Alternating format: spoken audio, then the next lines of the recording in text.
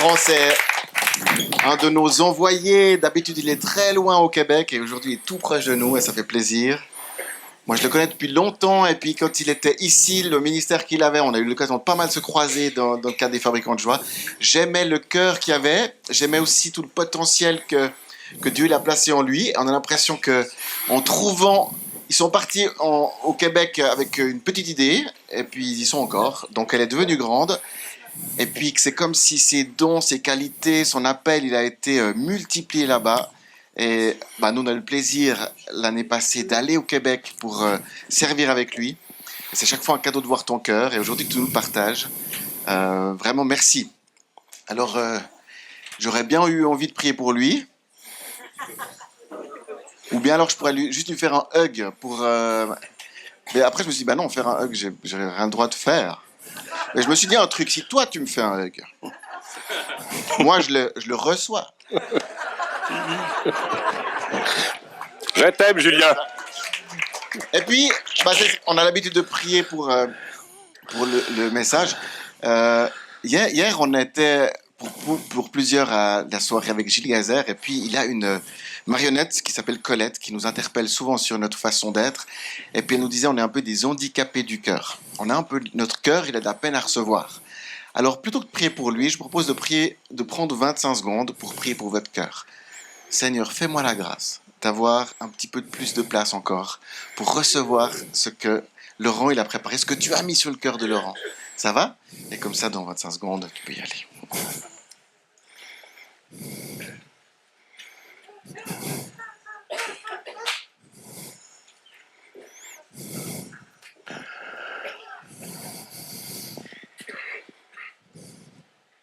« 23, 24, 25 secondes, c'est parti. Voilà. Daniel voulait prêcher, moi on m'a dit reste assis. Je ne sais pas si c'est la chaise ronde ce matin, mais je suis avec vous en tout cas. Merci de m'accueillir avec ma famille où je suis tout seul ce matin. 1,50 m de neige, moins 28 degrés, je me sens bien ici. C'est presque je vais au sud, voilà. Donc, cadeau, cadeau. Effectivement, cadeau, je vous ai apporté un petit cadeau ce matin et les personnes désignées peuvent se déplacer maintenant dans les rangs, apporter le petit cadeau que je vous apporte. Donc, chacun normalement devrait recevoir un cadeau, il y en a assez. Ça m'a pris beaucoup de place dans la valise, vous allez le voir, parce que quand on aime, on ne compte pas. Hein? Je suis prêt à faire des folies parce que quand on aime, on a envie de faire plaisir, des folies, c'est pas? Bon, désolé, c'est pas du sirop d'érable. Voilà. Mais attention, ce cadeau qui circule actuellement, il est très petit. Prend de la place, mais très petit. Puis je vous dis que s'il tombe dans votre main, ça va être difficile de le retrouver. Fragile, il faut du doigté, il faut surtout de bons yeux pour le voir. Alors, je suis en train de voir des sourires là. Ouais, Laurent, faudra apprendre un petit peu ta générosité. Hein? Ton cadeau, il est spécial. Bon, tous ceux qui ne l'ont encore pas reçu, vous allez recevoir une sorte de grain de moutarde. En fait, c'est pas un grain de moutarde, c'est la fleur du grain de moutarde. Si on coupe ce grain en 1000 morceaux, là, il y a la graine. Donc, vraiment, là, c'est tout petit. Hein? Un grain de moutarde. Moi qui ai travaillé à l'époque à Lucar, qu'on appelle la Londi ou Fenaco, avec Sandrine ici présente, il y a 35 ans, dans les centres collecteurs, à Échalon, le gros centre collecteur, on ne récoltait pas des graines d'érable. C'était des grains de blé. Voilà.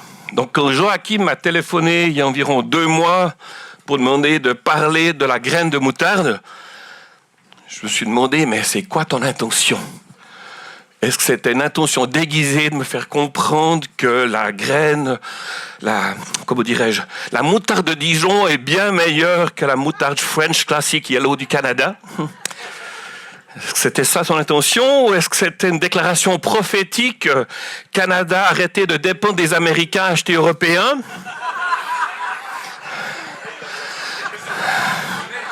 Ou est-ce que c'était, il savait qu'aujourd'hui, pour ceux qui suivent la Bible, on a un nom, parler de ce prophète de Roboam, où ça aurait été un peu compliqué, on va donner quelque chose de simple, parler de la graine de moutarde.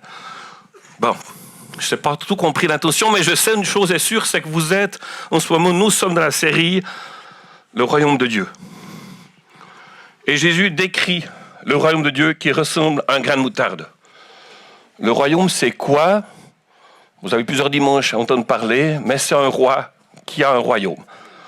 Puis le Royaume de Dieu, ce n'est pas quelque chose qu'on va planter le drapeau, qu'on va agrandir un territoire, c'est un territoire du cœur. C'est un amour qui se partage. C'est faire envie, c'est faire découvrir, c'est parler de foi, mais c'est parler de qui est Jésus, le royaume de Dieu. J'étais cette semaine, pour ceux qui le savent, à Genève, pour préparer les 2000 ans de la résurrection de Jésus. Environ 400 personnes, par moment, 37 pays, je ne sais pas combien d'églises différentes, avec un seul objectif, comment Jésus est ressuscité, comment le faire connaître. Donc c'était glorieux d'entendre parler coréen, népalais, mongolien, espagnol, un petit peu de français, un peu d'anglais. Bref, 37 pays avec l'occasion ensemble de dire cette petite graine, cette foi que Jésus m'a donnée, je veux la faire connaître. Alors, c'est court le verset qu'on va lire aujourd'hui. Je vous le lis. Jésus leur propose une parabole. C'est quoi une parabole? C'est Jésus qui se promène, c'est Jésus qui observe la nature, qui dit « Ah, avec cette leçon et ce que je vois, je peux vous dire quelque chose. » Donc Jésus, elle est à l'extérieur, et il partage ce qu'il voit pour en faire une illustration, une leçon d'objet pour nos vies. Jésus leur propose une parabole. Le royaume des cieux ressemble à une graine de moutarde qu'un homme a prise et semée dans son champ. Il doit être grand le champ. Imaginez une petite graine de moutarde là. Oula. C'est la plus petite de toutes les semences, mais quand elle a poussé, elle devient plus grande que les légumes et devient un arbre, de sorte que les oiseaux du ciel viennent habiter dans nos branches. Voilà le texte qu'on m'a demandé de partager avec vous. Donc, qu'est-ce qui monte en vous? Je vais vous expliquer qu'est-ce qui est monté en moi quand je l'ai prié, quand je l'ai lu. Graine de moutarde, pour ceux qui l'ont encore dans leurs mains, c'est vraiment petit, n'est-ce pas? C'est vraiment minuscule. Donc, ça commence tout petit, ce récit, et ça finit par un arbre. Quelque chose d'insignifiant, qu'on ne voit presque pas, qu'on peut facilement perdre, qui produit un lieu de vie. Qui cherche trouve, Nathanaël. Commencer quelque chose de tout petit, fragile, presque invisible, et finir, je dirais dire, en gagnant, qui produit quelque chose, un abri, une sécurité. Commencer tout petit, finir gagnant, est-ce que c'est possible? Est-ce que c'est un rêve? Qu'est-ce que Jésus a derrière la tête quand il parle de tout ça? Si tu as encore ta graine, regarde-la encore une fois. Cette graine détient en elle la vie, en fait, plusieurs vies. Donc ce matin, je vais m'intéresser au mot « petit ». Peut-être c'est le mot que tu te considères toi-même. Quand tu te lèves ou quand tu travailles ou quand tu es avec des amis, je me sens toujours petit, incompris, différent, mis de côté, j'ose pas prendre ma place, je suis petit. Ou peut-être c'est ton sentiment face à ce que tu fais actuellement. Tu dis, mais j'ai bien essayé plusieurs fois, j'ai perdu ma graine, je ne sais pas où j'en suis, je suis petit, puis j'arrive pas. Quand je me compare aux autres, eux réussissent, mais moi, je suis petit, j'arrive pas. Ou peut-être c'est des gens autour de toi qui sont tout petits, entourés de personnes qui sont, au Québec, on dit maganées, cassées à l'intérieur, brisées, puis tu es là, puis tu les regardes. Comment leur donner une chance? Comment les accompagner? Petit. Cette graine, pour moi, elle me parle de l'action de Dieu. L'action de Dieu est souvent très discrète, mais c'est un résultat incroyable. Je suis là aujourd'hui, vous êtes là aujourd'hui. N'oubliez pas que ça a commencé avec 12 personnes il y a un peu plus de 2000 ans. 12 personnes qui ont été d'accord de partir dans le monde entier, partager Jésus ressuscité. Et ces gens-là, on les appelle les apôtres, les 12 disciples, ils ont compris une chose, c'est que Dieu est infiniment grand. Il sait tout, il voit tout, il peut tout. Il est incroyable. Mais en même temps, il est tellement personnel. Il sait nous rejoindre, là, dans tout ce qu'on vit. Donc, confions dans cette certitude de la vie de Jésus, de ressusciter. Ils sont partis et sont venus jusqu'à nous. Ça a commencé tout petit. Donc depuis 2000 ans, le royaume de Dieu ne fait que grandir. Rien ne peut arrêter son mouvement. Cette graine me révèle une chose, entre autres, c'est que c'est Dieu le héros. C'est Dieu seul qui est digne de recevoir toute la gloire. C'est tout petit là, graine, il arrive à faire quelque chose d'énorme. Tu dis, waouh, c'est tellement un calcul humain, pas logique. Tout petit, quelque chose de grand. Ça, c'est Dieu. Dieu n'a pas honte de commencer par quelque chose de petit ou qui ne tape pas à l'œil. Il fait avec du petit quelque chose de grand. Notre responsabilité, c'est de semer, c'est de partager, c'est de révéler, de raconter. Mais en fait, qui est Dieu pour moi? Et ce qui me plaît dans cette histoire, c'est que Dieu semble avoir une préférence pour le petit. Parce que pour lui, ce qui est petit est important. Tout commence avec Dieu, avec quelque chose de petit. Moïse, vous connaissez son histoire dans la Bible. Je rappelle qu'il a commencé dans une petite corbeille sur un île. Tout petit, insignifiant, caché, on avait peur, ou mieux peut-être des crocodiles, mais il ne fallait surtout pas qu'on l'attrape parce qu'il allait être mis à mort. Donc, petit garçon mis de côté. Pour essayer de le protéger, Dieu a vu ce petit garçon, Dieu a vu ses parents, c'est sûr, mais tout petit. Moïse en rescapé, Moïse qui aurait dû mourir, mais non. Dieu l'a sorti de sa petitesse pour en faire un homme qui libère le peuple. Gédéon, un des juges, quand il entend l'appel de Dieu, mais pas moi, je suis dans la plus petite des tribus, ma famille, on se cache, on a peur, je ne suis pas courageux, surtout pas moi. On parle souvent du roi David, l'homme selon le cœur de Dieu. Probablement, j'espère pas vous choquer, son papa a commis l'adultère. Probablement David, quand il garde des moutons, c'est les psaumes 51 qu'il dit « Je suis né dans l'iniquité ». Moi, ça veut dire que c'était pas un enfant désiré, c'était un enfant qui est né parce que papa a fait des bêtises. Mais Dieu va le chercher. Dieu va le chercher derrière les moutons. Je te vois, t'es tout petit, t'es méprisé par tes frères, par ton père, mais moi je te vois. Jésus, fils de Dieu, qui a tout créé, lui aussi a commencé tout petit. On dit au Québec, c'était une petite crevette, c'était un fœtus à un moment donné. Tout petit. Puis il naît dans une étable, et pas dans un palais.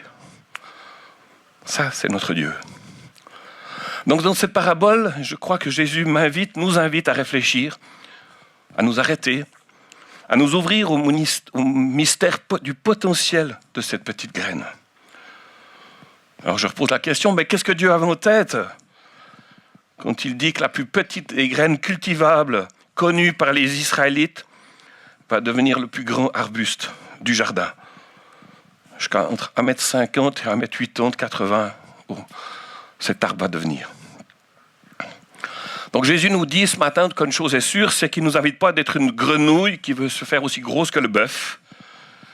Il ne veut pas qu'on se pète les bretelles, ni qu'on se donne l'apparence d'une qualité que nous n'avons pas.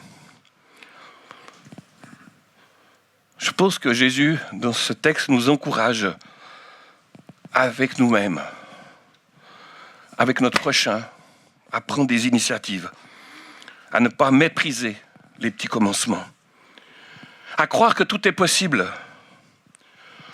Jésus, lui, c'est le premier, encore aujourd'hui, l'influenceur du monde. Sans être numéro 1 sur YouTube, il nous donne un exemple à suivre. Jésus n'est pas venu pour impressionner. Il n'est pas venu non plus pour renverser le régime politique des Romains. Il est venu pour nous révéler qui Dieu, le Père, est. Jésus, il s'est approché des gens tout petits qu'on mettait de côté.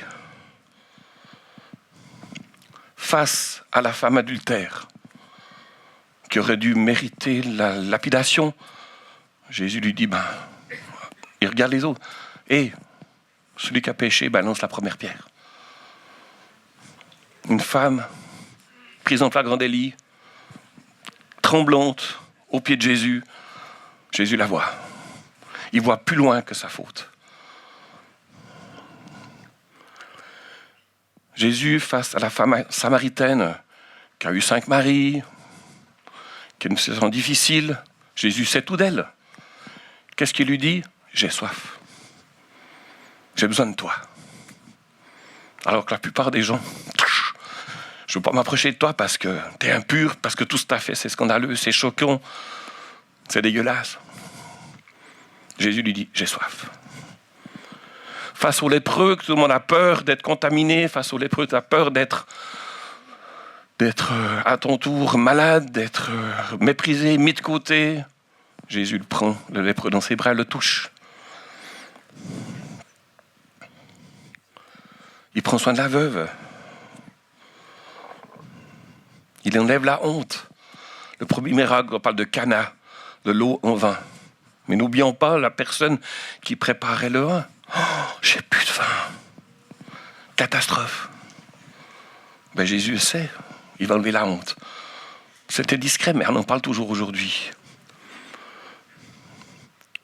Donc du temps de Jésus, quand on disait quelqu'un qu'il est petit comme un grain de moutarde, ce n'était pas un encouragement. C'était une façon de le rabaisser, de l'humilier, de lui mettre une étiquette, de montrer sa fragilité, de ne pas croire au changement.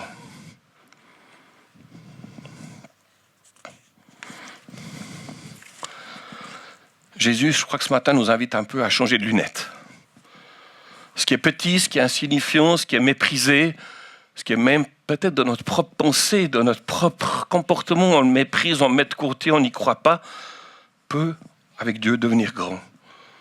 Ce qui est à peine remarqué peut devenir évident. Pour Dieu, le départ n'impressionne pas ou peut paraître modeste, mais ça va grandir. Le royaume de Dieu, quand Jésus est né, ça a commencé sans gloire, sans musique, à part la chorale des anges. Mais imaginez le roi des rois qui naît dans une étable, ce n'est pas forcément l'entrée la plus spectaculaire. Jésus choisit une poignée de disciples, comme je l'ai dit, mais ces disciples que peu de patrons auraient choisi comme employés aujourd'hui. C'est catastrophe, tout ce qu'ils font, c'est échec sur échec. Pas envie de travailler avec des gens qui sont tout le temps en train de se tromper, non? Mais Jésus les accepte, les forme, croit en eux, prie le Père pour eux.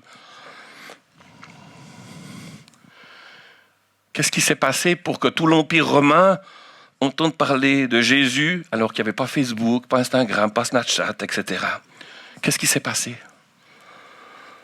Comment le message de Jésus a-t-il traversé le temps, touché les cultures du monde entier, influence encore l'histoire et l'art aujourd'hui? Il y a une leçon, c'est que Jésus ne croit pas forcément, il nous met en garde contre une rentabilité rapide. Il nous invite dans notre quotidien à faire des petits gestes avec persévérance, des choses ordinaires avec fidélité, parce que Jésus valorise les petites choses. La succession de petits gestes pour Jésus rapporte de grands intérêts. Jésus parle de la graine de moutarde alors qu'il est entouré de cèdres de Liban, des arbres immenses, imposants. Mais pour Jésus, ce qui est petit est grand. C'est le dernier qui devient premier. C'est le serviteur qui devient maître.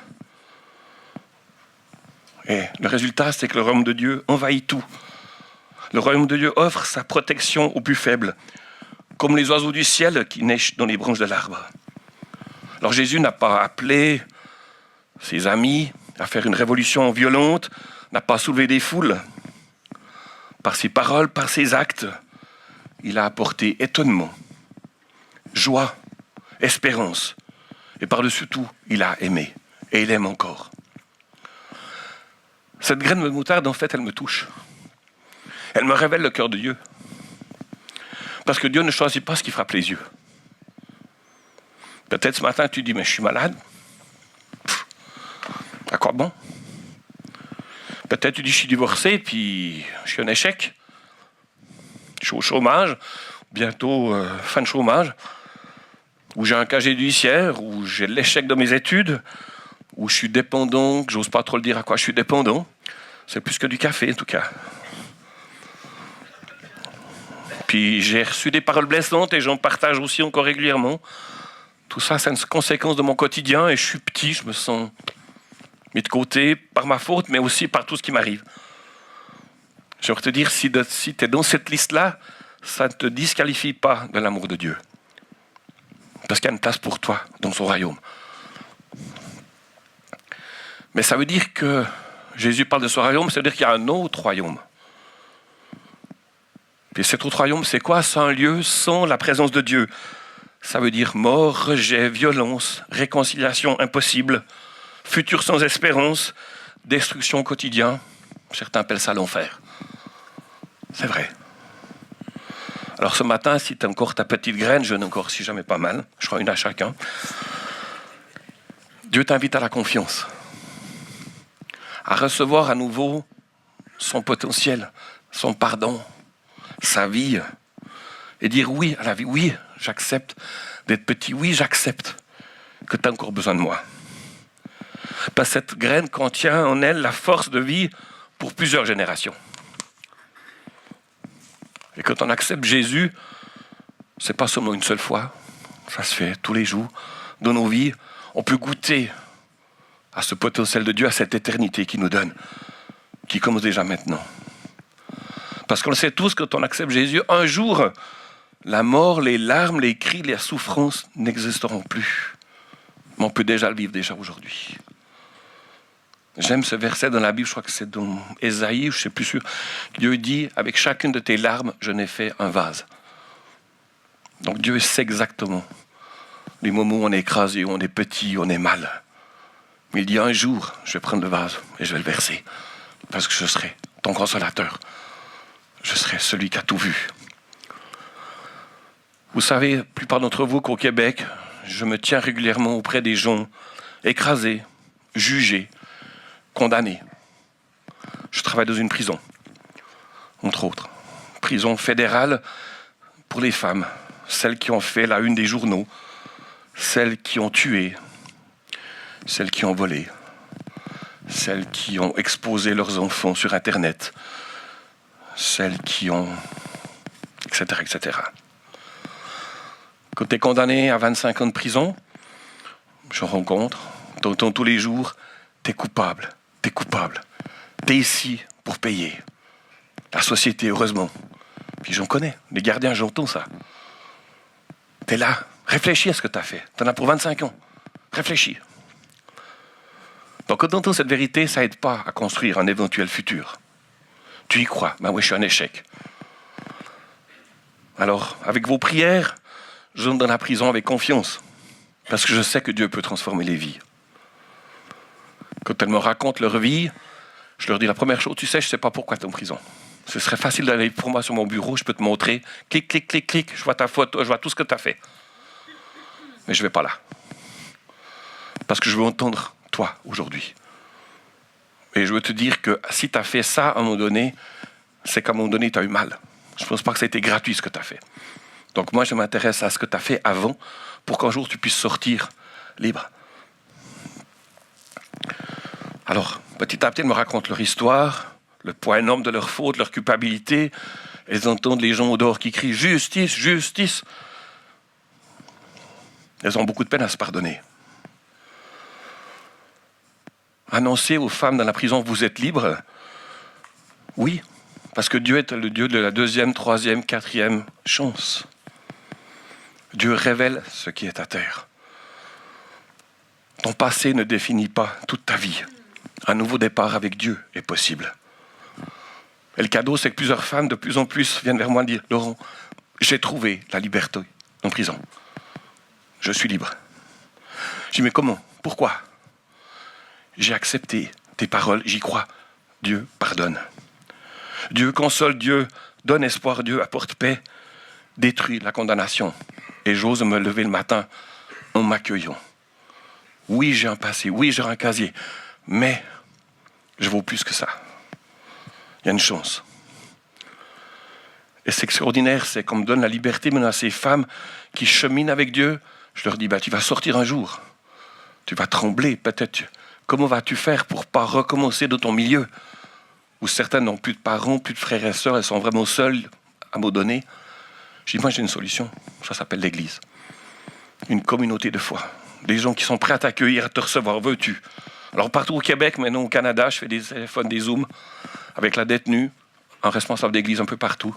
Elle va sortir, Caroline. Es-tu prêt à l'accueillir?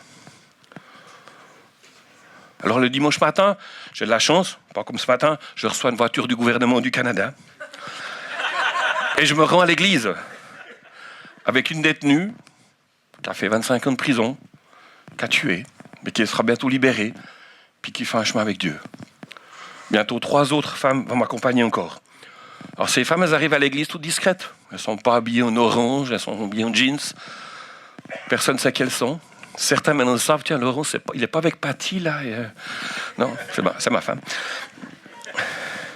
Ces femmes servent le café, préparent les paniers de la banque alimentaire, ou simplement sont assises là, essaient de louer Dieu. Personne dans l'église ne savent leur histoire. Cette petite graine que l'église peut offrir, elle offre accueil et non jugement. Un sens d'appartenance, de nouvelles relations saines, sécures. J'aurais voulu vous montrer une photo de Stéphanie, mais je ne l'ai pas. Stéphanie, elle s'est fait baptiser. 18 ans de prison.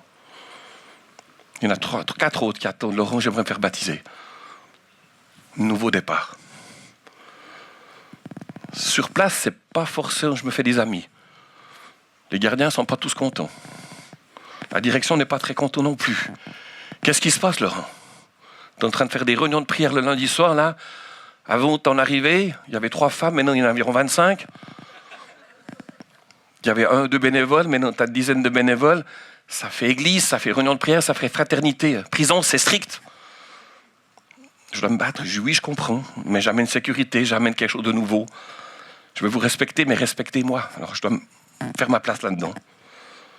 Puis ce qui est le plus intriguant, c'est que de plus en plus, on voit sur le terrain les femmes qui se donnent la main, qui prient un petit moment ensemble, l'une pour l'autre. On leur dit, mais Laurent, il se passe quoi là? Elle prie. Ouais, puis, elle prie. Donc cette parabole de Jésus, j'arrive au bout, donne un encouragement. Je ne connais pas une banque, une assurance qui va produire de si grands résultats. Une petite graine qui devient un arbre. Comme chrétiens, nous sommes le sel et la lumière du monde. Quel goût de Jésus nos collègues de travail perçoivent-ils de toi, de moi, le lundi matin? Pour utiliser ce potentiel de la graine, il faut la semer, la mettre en terre, la garder ce matin comme souvenir de mon cadeau, de ma venue sur une étagère, c'est pas une bonne idée, je vous le dis. Ton témoignage est unique.